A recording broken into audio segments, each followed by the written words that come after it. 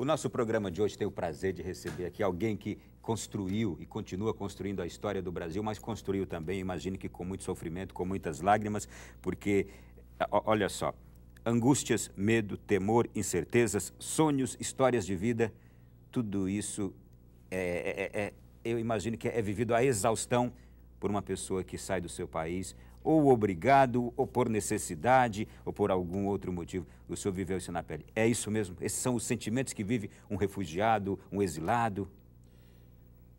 A incerteza do amanhã, a insegurança, também a solidão e a dificuldade de, estando fora de casa e longe da família, o primeiro sufoco, você, para quem vai se voltar? Mas, ao mesmo tempo, a gente descobre um outro lado maravilhoso, que é o lado da humanidade, da solidariedade internacional e a riqueza de outras culturas. É isso que sustenta? É isso que sustenta. A fé sustenta antes, entende? E a vontade de voltar para casa. Todo imigrante, não necessariamente refugiado político, todo imigrante, a experiência que nós temos é que ele sonha voltar para casa um dia. Agora, antes de começar o programa, o senhor já chegou aqui dizendo o seguinte: o imigrante, na visão da igreja, é um irmão que está chegando e batendo a nossa porta em nosso país. O imigrante precisa ser visto como um irmão, não como um intruso que vem de fora. O senhor confirma o pensamento da igreja? É isso que o senhor tem também? Exato, isso está nos evangelhos, né? Não há diferença entre os homens. E o Brasil, devemos voltar à política que nós temos até 1930. Repare que desde o século XVIII até 1930, antes também, o Brasil acolheu estrangeiros. Nós somos uma cultura mista. Isso é uma multiplicidade cultural que é um grande enriquecimento. Eu não estou falando somente dos escravos que vieram não voluntariamente e contribuíram para a economia. Eu estou falando dos italianos, dos portugueses, dos espanhóis, dos japoneses, de outros europeus e, mais recentemente, do pessoal aqui do Paraguai, da Bolívia, do Peru, entende? De outros países da América do Sul.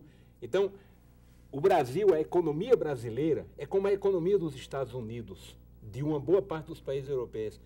A economia é feita do suor e lágrima de imigrantes, que uns convidados, outros mandados por seus governos no momento de crise, como os japoneses, por exemplo, outros como os escravos negros que chegaram aqui e contribuíram para a nossa economia.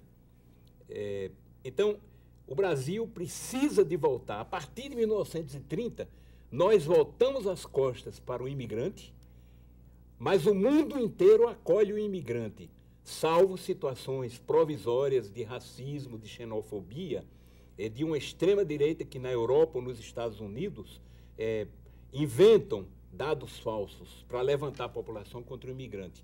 Mas mesmo nos Estados Unidos, onde isso existe de maneira muito forte, nós estamos agora com um debate aberto no Congresso, no qual senadores dos republicanos e dos democratas se juntaram e, pela primeira vez, uma nova lei de imigração, um dos compromissos que o Obama está cumprindo, uma nova lei de imigração está em debate, e o motivo principal e o discurso do Obama foi esse: os nossos pais fundadores dos Estados Unidos são imigrantes. E agora, nós vamos voltar as costas para os imigrantes? O Brasil, a riqueza nossa, sem menosprezar o trabalho dos índios que estavam aqui antes, a riqueza nossa foi construída por imigrantes. Nós somos todos netos, bisnetos, descendentes de imigrantes. Então, está na hora de derrubar o último entulho autoritário, que é o atual Estatuto do Imigrante, que é de 1980. Bom, agora a gente vai entrar nessa questão. Primeiro, eu quero só fazer menção a esta visão do Obama. A esta visão do Obama nós aplaudimos, a tantas outras a gente rejeita também. Mas apenas fazendo menção ao que o senhor estava dizendo, eu me recordei aqui. Eu conversava com um libanês nesses últimos dias e ele dizia assim: você sabia que o número de imigrantes e descendentes de libaneses no Brasil é maior do que a população do Líbano? Eu falei, não. E aí me lembrei também de uma outra conversa com italianos dizendo assim, você sabia que dentro do Brasil nós temos outra Itália? Isto é, migrantes e descendentes de italianos aqui são quase que a população da Itália, que está em cerca de 40, 50 milhões de habitantes. Isso vale para portugueses também. Pois é. Bom, é aí que entra agora o que o senhor nos disse. Há 4 OABs do Brasil já estão se juntando e propondo, então, um novo estatuto do estrangeiro no Brasil, é isso? Exato. A OAB, consciente dessa anomalia, o presidente Marco Vinícius decidiu, por proposta da OAB do Rio Grande do Norte, criar um grupo de trabalho para que a gente, junto com a OAB do Rio de Janeiro, do Acre e do Rio Grande do Sul, Paraná, a gente faça uma proposta de novo Estatuto do Estrangeiro, porque há atualmente várias propostas no Congresso, há atualmente também um trabalho do Ministério da Justiça para um novo Estatuto. O Estatuto que existe é um entulho de 1980 que foi feito. No artigo 2º está escrito com todas as letras, lei é feita sob a égide da doutrina de segurança nacional. Ele foi fabricado em 1980, imposto ao Congresso para tornar mais fácil impedir a entrada ou expulsar bispos e padres estrangeiros que estavam aqui denunciando a ditadura militar e como que a ditadura estava cobertando perseguições e mortes de líderes e membros dos movimentos sociais, alguns deles estimulados pelas igrejas. Aliás, até recentemente, um sacerdote italiano voltou ao Brasil, lá ao Nordeste, de onde tinha sido expulso na década de 70, e ele voltou e foi recebido com tanta festa, ele já velhinho agora, contando como foi aquela saída naquela época, e hoje retornar e ver um novo Brasil. Exato, muito importante. Exatamente, então, está na hora. A contradição, eu vejo a seguinte, o capital circula livremente. Há um trabalho cada vez maior para que as mercadorias circulem livremente. Então, dinheiro e mercadoria circulam, e os homens não. Ora, quem é que é o principal fator de desenvolvimento? As Nações Unidas, agora em outubro, vão fazer uma reunião, a segunda na existência das Nações Unidas, uma reunião de cúpula em outubro sobre migração e desenvolvimento. E a ideia é de demonstrar o potencial da migração para um desenvolvimento inclusivo. Ou seja, receber o imigrante como um de nós. O Papa teve outro dia, numa ilha, Lampedusa, ali na entrada da Itália, que é uma ilha que é um dos pontos de acesso dos africanos. Dos africanos, o novo boat people, né? Aqueles que tentam sair do norte da África para chegar na Europa, para tentar sobreviver. Para tentar sobreviver, é isso mesmo. Ele foi lá em Lampedusa e fez discursos emocionados, dizendo: somos todos irmãos, somos todos filhos de Deus, somos iguais. E então lutando, denunciando a discriminação que ocorre na Europa contra o imigrante. A discriminação e os muros que são colocados ali para que quando eles cheguem não possam entrar. E o pior de tudo, como não podem entrar e também não conseguem mais voltar, morrem ali na entrada. Exatamente. Quando não morrem nos barcos de fortuna que eles tentam, é por isso que eu chamei de o novo boat people, porque ao momento dado houve tentativas assim de pessoal que saía do Vietnã, depois de pessoal que saía de Cuba também tentando ir para os Estados Unidos. Eu tenho certeza de que uma das próximas encíclicas do Papa vai ser sobre essa grave questão do imigrante. Eu até ouvi uma coisa muito interessante sobre esta ida do Papa à ilha de Lampedusa, que quando o ministro das imigrações da Itália soube que o Papa iria, a ilha então se apressou e que se ofereceu ao serviço diplomático do Vaticano, disse: eu quero ir, eu quero acompanhar o Santo Padre. E disse que o Papa não.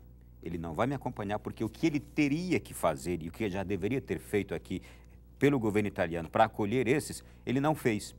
Então, se ele não fez, ele agora não tem por que me acompanhar. Seria um aproveitamento político do momento. Então, aquilo que aquele ministro deveria fazer, ele não estava fazendo. E na hora que o Papa ia lá, ele queria agora se aproveitar do momento para aparecer. Então, foi uma atitude, inclusive, muito corajosa e elogiada pela imprensa italiana, esse não do Papa ao acompanhamento do ministro italiano. Porque nessas horas, os políticos, de fato, surgem e também se aliando às boas ideias ou às boas propostas. Exato. Durante muito tempo a Europa aproveitou dessa mão de obra barata. Não, a Europa sobrevive com essa mão de obra barata. Nós sabemos que hoje quem sustenta a Europa, a grande mão de obra hoje ativa na Europa é de imigrantes. E em alguns países vai mais longe, sabia? O imigrante, por exemplo, nós temos a Alemanha. O saldo demográfico dos alemães entre eles faz com que nascem menos pessoas do que morrem, de alemães. Uhum. E olha o destino e a providência divina como ensina. A sobrevivência da Alemanha depende da miscigenação racial.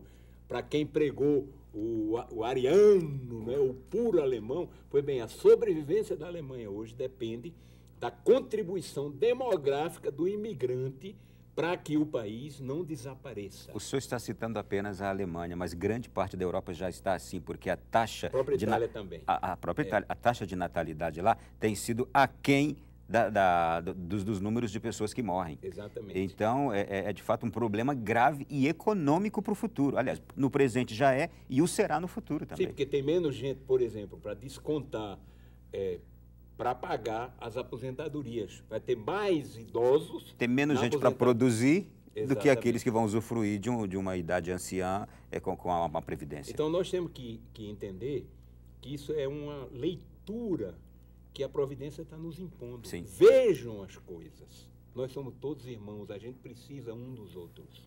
Deve acolher uns e outros.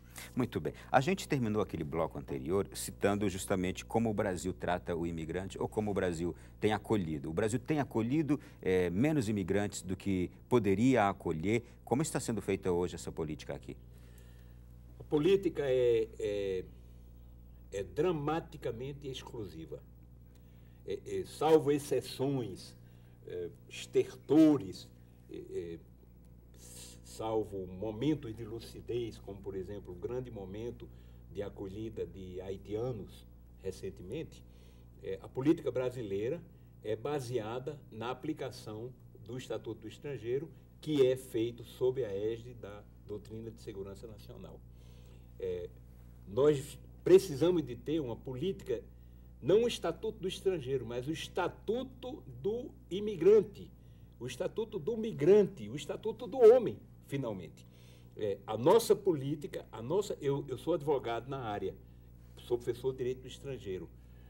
A lei é tão ruim que, pouco a pouco, juízes corajosos estão demonstrando que a lei atual é inconstitucional e abrindo exceções.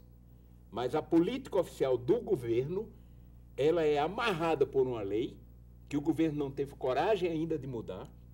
Em 2005, o governo federal fez uma proposta que depois engavetou. Em 2009, uma outra proposta que está no Congresso, que também engavetou. Mas, felizmente, agora, por exemplo, o secretário nacional de Justiça, doutor Paulo Abrão, declarou exatamente que está na hora de uma política diferente. Ele disse, no meio de nova lei de imigração focada em direitos. Essa é que é a política atual que o Ministério da Justiça pretende. E é a isso que a OAB vem se acostar e também a Comissão Brasileira de Justiça e Paz. Nós precisamos de mudar essa lei. Eu, como advogado, por exemplo, muitas vezes vou discutir na polícia um direito e a polícia diz, doutor, o senhor tem razão, eu também penso assim, mas nós temos que cumprir a lei. Mas a lei não permite a gente fazer isso. A lei não permite. É lógico, é normal, mas nós temos que cumprir a lei. Aí nós vamos à Justiça Federal para que a Justiça diga que a lei é inconstitucional e aí a Justiça dá ordem à Polícia Federal para que a polícia haja segundo o que seria a justiça e não a lei.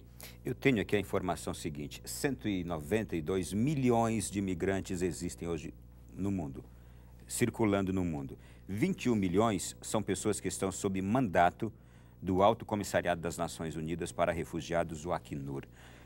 Esses números querem dizer o quê? São 192 milhões pelo mundo, 21 estão sob mandato do Acnur. qual é a diferença entre esses que estão sob mandato do Acnur, os que não estão, e o que isso significa? Que eu também não entendo nada disso. Ok, o Acnur é a Agência das Nações Unidas que trabalha com refugiados, né? O NU quer dizer Nações Unidas, o R, refugiados, o A é agência. Então, o Acnur tem uma representação no Brasil. É o órgão, um dos órgãos mais atuantes na área, não é o único, mas é um dos mais atuantes. Dizer que ele está se ocupando de alguém já é uma grande bênção. Ou seja, aquelas pessoas não estão soltas. Desamparadas. Há um teto de lona, pelo menos uma barraca. E alguém que está pensando neles. Alguém que está pensando neles, alguém que pensou em comida, alguém que pensou em remédio, em assistência médica. Algumas vezes, quando a coisa tem uma duração maior, alguma escola para criança, etc. Mas a situação é dramática em todo o continente africano, ela é dramática no Oriente Médio. Há pessoas com sua idade que não conheceram até hoje outra realidade de que um acampamento de refugiado. O pessoal na Palestina, por exemplo. Nunca conheceram uma outra realidade. Então, é algo que está na hora da humanidade dizer um basta e encontrar outras soluções inclusivas. Entende?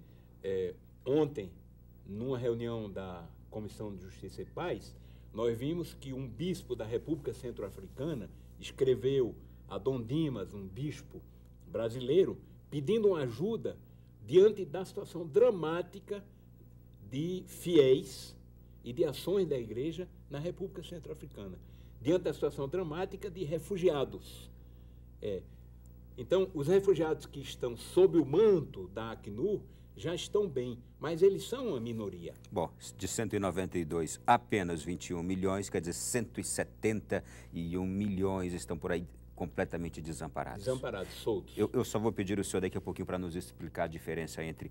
A gente estava falando de imigrantes e passamos para refugiados. A diferença entre imigrantes e refugiados. E daqui a pouco também no próximo bloco, vamos falar sobre essa questão da Síria, porque o que tem de gente que está escapando, fugindo de todas as formas que encontra ali da Síria por causa desta iminente guerra e já deste momento dramático que vive o país. Então a gente fala sobre isso já na volta aqui do nosso programa.